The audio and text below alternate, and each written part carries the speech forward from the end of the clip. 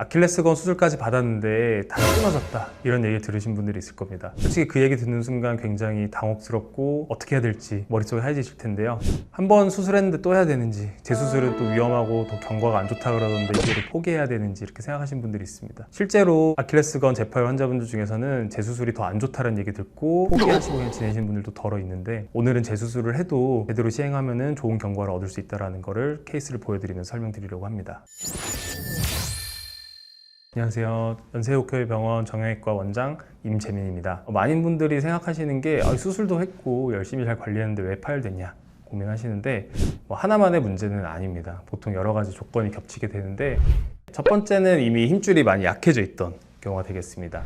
아킬레스건 파열 환자분들은 보면 사실 그 전부터 힘줄이 많이 약했던 신호들이 있었습니다. 뒤꿈치 위쪽이 그리고 주변부가 오래 뻐근했고 아침 첫발 디딜 때 유독 당겼다, 주사라든지 충격파 치료 이런 보존적인 치료를 했음에도 일시적으로 좋아졌다가 다시 아팠다, 이런 경우들이 이제 힘줄이 이미 퇴행성 변화로 많이 약해졌다는 걸 뜻하는 증상들이 되겠고요. 그러니까 이제 갑자기 끊어진 게 아니라 이미 안에서 썩어가던 줄이 마지막에 버티지 못하고 터진 거죠. 그래서 봉합술을 해도 또 터지는 경우들이 생길 수 있는 겁니다. 두 번째는 이제 파열 위치가 되겠는데요. 아킬레스건이 주로 파열되는 위치가 아킬레스건 부착부가 있겠고, 이제 부착부에서 끊어진 경우에는 중간에서 끊어진 것보다 훨씬 더 이제 치료라든지 봉합 과정이라든지 이런 것들이 줄기가 까다롭습니다. 왜냐하면 이제 붙일 힘줄 부분이 없고 힘줄과 뼈가 붙는 과정은 훨씬 더 어렵기 때문입니다. 그리고 세 번째는 수술 관리가 미흡했을 수도 있습니다. 아킬레스건 회복은 굉장히 오래 걸리게 되는데요. 힘줄 자체는 3개월, 6개월이면 붙는다고 하지만, 그럼 그 고정하는 기간 동안 발목 각도도 굳게 되고 근력도 다 떨어지게 되는데, 이런 기능적인 저하를 생각하지 못하고 바로 활동적인 무언가를 했을 때는 쉽게 재파열로 이어질 수가 있습니다. 기본적으로 생각하시는 게 재파열 돼도 다시 꼬매면 되는 게 아닌가라고 생각을 하세요. 그런데 이제 현실은 굉장히 다른 게, 힘줄이 재파열되면 끊어진 부분이 이미 더 짧아져 있고 더 딱딱하게 굳어 있습니다. 그리고 혈행이 안 좋아져가지고 조직들 자체가 회복할 수 있는 능력치도 상당히 떨어진 상태가 되겠고요. 그래서 이런 경우에 다시 꼬매면은 붙는 척 하다가 다시 끊어지는 경우가 많고, 일단은 딱딱하게 굳어있기 때문에 다시 꼬매려고 당겨도 서로 당겨지지도 않는 경우가 많습니다. 재수술 같은 경우에는 봉합이 된다면 정말 천운이고, 기본적으로는 힘줄 이전술이라든지 재건술을 한다든지 이런 개념으로 접근해야 되는 경우가 많습니다. 최근에 수술을 했던 실제 케이스를 좀 소개해 드려보도록 하겠습니다. 69세 여성분이셨고요. 올해 2월에 타병원에서 수술을 받았고 재파열이 돼서 올해 9월 저희 병원에서 다시 수술 받았던 분입니다. 그 당시에 엑스레이를 보시게 되면은 뒤꿈치뼈 쪽 부분에 석회처럼 무언가 깔려 있는 것들이 보이실 거예요. 이 부분이 되겠는데요.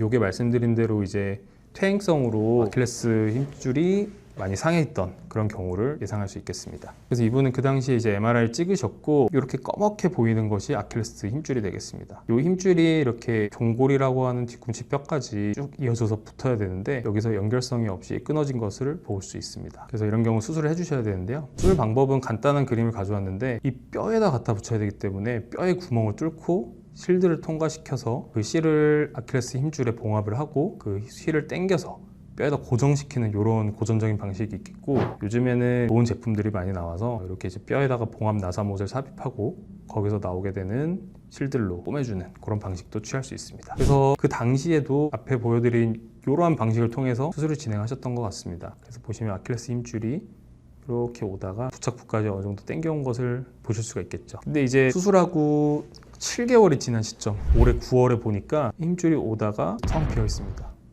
사실 정형외과 의사 입장에서 보면 굉장히 경악을 금치 못할 MRI인데요. 저도 처음 보고 굉장히 당혹스러웠고, 이 상태로 저희 병원에 오셨을 때 어떻게 도움을 드릴지에 대해서 좀 고민을 많이 했습니다. 그리고 이제 MRI를 보시게 되면은 아킬레스건이 오다가 굉장히 이렇게 두꺼워져 있습니다. 앞서 말씀드린 이제 재파열 됐을 때 수술이 어렵다고 하는 이유가 조직의 변성이 찾아오거든요. 이런 식으로 이제 굉장히 두꺼워지고 굉장히 딱딱해지고 혈행이 좋지 않은 그런 형태로 변하기 때문에 종골이라고 하는 뼈에다 다시 갖다 붙인다? 요거는 사실 좋은 결과를 기대하기가 좀 어려운 영상이 되겠습니다.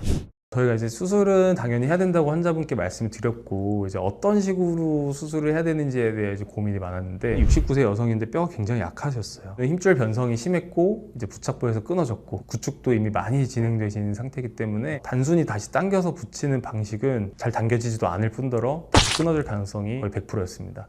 그래서 저희가 선택한 방법이 엄지발가락을 굽히는 힘줄을 이전시키는 술식이었고, 이 힘줄은 아킬레스건 역할을 대신 해줄 수 있고 혈류를 좋게 만들어줘가지고 주변 아킬레스건도 자연스럽게 좀 더 회복될 수 있는 기능을 해줄 수 있게 만드는 그런 술식이 되었습니다. 수술 당시의 사진이 되겠고, 이 수술이 특히 어려웠던 거는 일단 크게 보면은 세 가지라고 볼 수 있겠습니다. 첫 번째는 이제 재수술이다 보니까 이전 수술에서 꿰맸던 실들이 이렇게 너저분하게 분리되어 있고, 딱 봐도 이제 아킬레스건의 조직 상태가 굉장히 좋지 않은 상태였습니다. 조직들끼리 서로 다 유착이 돼 있고 붙어 있어서 층별로 나누는 게 좀 어려웠고, 두 번째는 엄지발가락 굽힘근을 이제 잘라내야 되는데 그 주변부로 해가지고 굉장히 중요한 신경과 혈관들이 또 지나가거든요. 걔네들을 잘 보호하면서 진행하는 것들, 그것도 좀 부담스럽고 좀 어려웠던 부분이고, 마지막으로는 잘 뜯어낸 엄지발가락 굽힘근을 적당한 텐션으로 그리고 강한 고정으로 삽입을 해줘야 되는데 그거를 이제 좀 얻기가 어려웠습니다. 그런 부분들을 신경 쓰면서 굉장히 좀 어려운 수술을 진행했던 것 같습니다. 수술 후 경과는 이분은 재수술이다 보니까 아무래도 좀 길게 고정을 해서 3개월 동안 석고와 보조기를 병행했고, 기능적으로도 발목도 잘 움직이고 까치발도 잘 드는 그런 상황을 보였습니다. 수술 후 3개월 차 MRI가 되겠는데, 수술 전에 확실히 비어있던 공간 없이 조직들로 잘 채워져 있는 것들을 확인할 수가 있습니다. 저희 병원에서 수술하기 전 사진이 되겠고, 요거는 수술 3개월 차 확실히 무언가 잘 채워져 있는 것을 볼 수가 있고요. 솔직히 의사 입장에서도 이 수술은 실패하면 다음에 기회가 없는 수술이었거든요. 그래서 개인적으로도 굉장히 뿌듯했던 케이스가 되겠고, 환자분이 잘 회복하셔가지고 잘 지내셨으면 하는 마음이 있습니다.